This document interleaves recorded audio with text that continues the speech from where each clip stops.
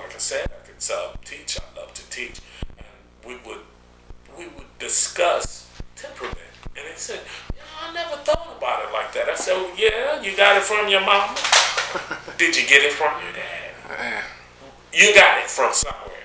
And I am a firm believer that at the time of conception, your personality is already there in the nucleus. A lot of people in the community are up in arms about the tall grass issue. And it seems like it's an issue each and every year.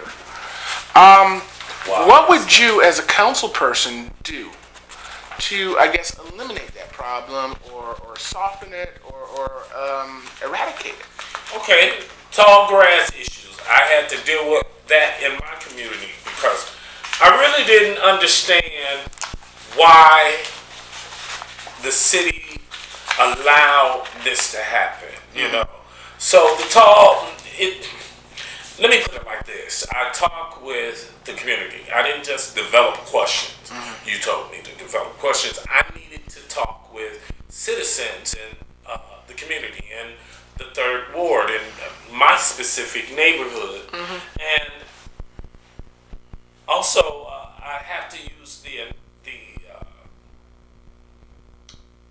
I have to refer to the WFLT 1420 AM Community Visions radio talk show, where I had a caller who called in who wanted to know what is going on and what can we do about it.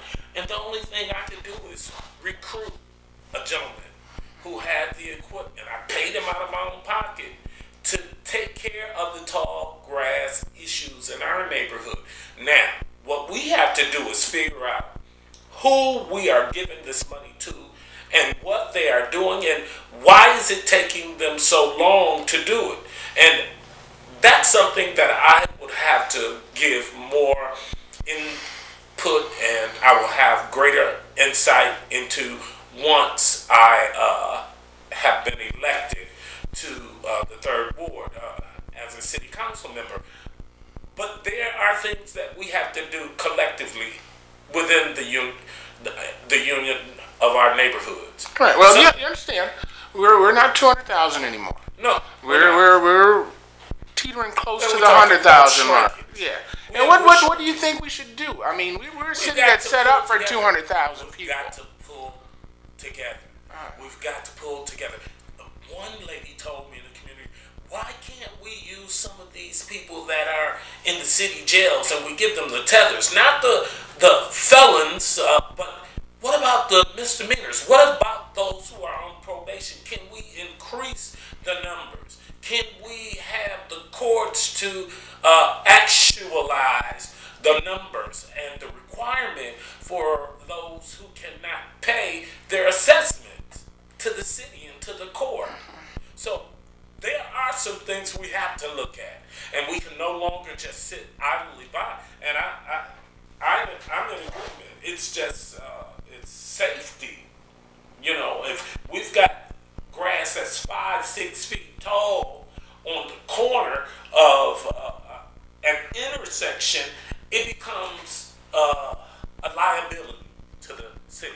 So we have to think in terms of how do we do this? Who are we giving these grants to as it relates to doing the work of the city and park and the maintenance of it?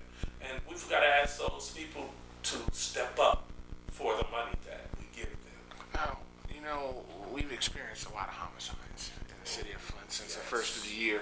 I want to say it's been more than one a week for a couple of weeks now. Do you see the council being able to affect that in the city of Flint, to lessen the amount of homicides that we as citizens have to deal with? I can see where we have to come together on some things, and yeah, I have some notes, but I want you to know that I've given considerable thought and attention to this. Again, I resort to the conversations I've had with people in the third ward, and it is an immediate concern for most of the citizens. Specifically, it centers around finding a resolve that will impact and alleviate the number of unsolved homicides. This is a cry out for solving these crimes. We in the city government and law enforcement must work diligently in lowering these unsolved murders and homicides.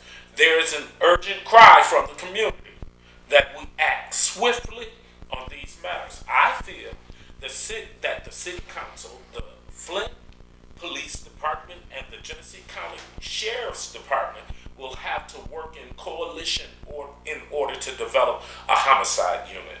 The execution of this unit must be immediate, and the unit must have as its mission to effect and impact the reduction of these homicides.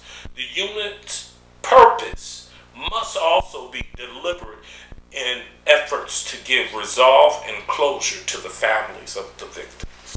Mr. Rush, I want to thank you for being on Meet the Candidates. I know those of you at home would have probably would have rather seen Shakia in this seat, but your loss. Thanks for being on. We're going to have another candidate right after these messages, so hey, don't go away. We'll be right back.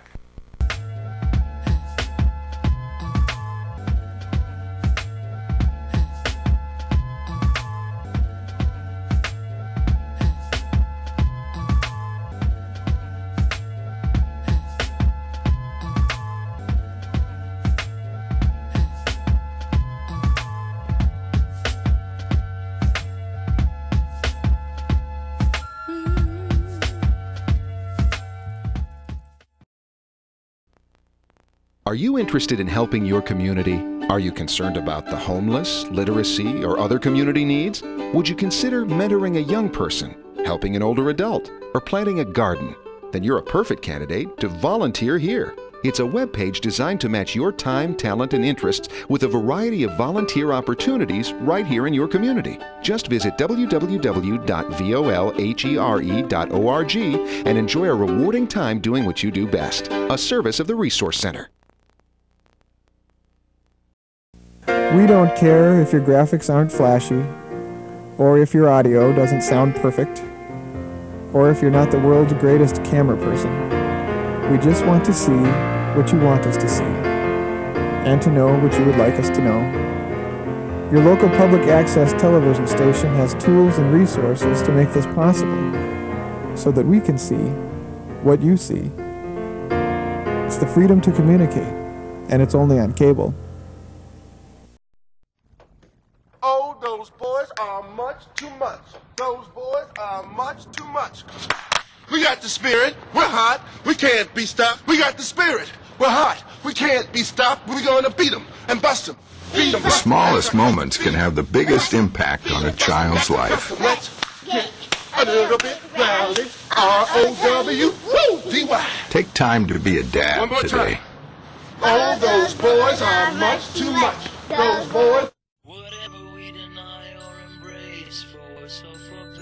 Underneath everything we are all people.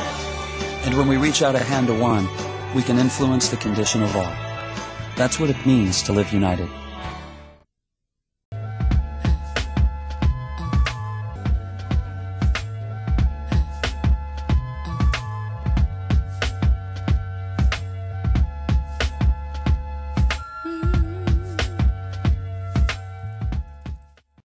Good evening.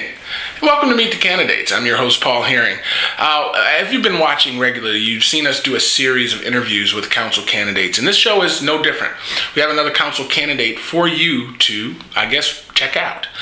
But before we get started, I want to encourage you guys, if you have questions that you'd like to ask the candidates, either for the council seats or the mayoral race, we want to encourage you to give us a call at 810-239-2901. That's 239-2901. Leave your question on the machine as well as a number to get back with you, and we'll share those questions with our up-and-coming guests.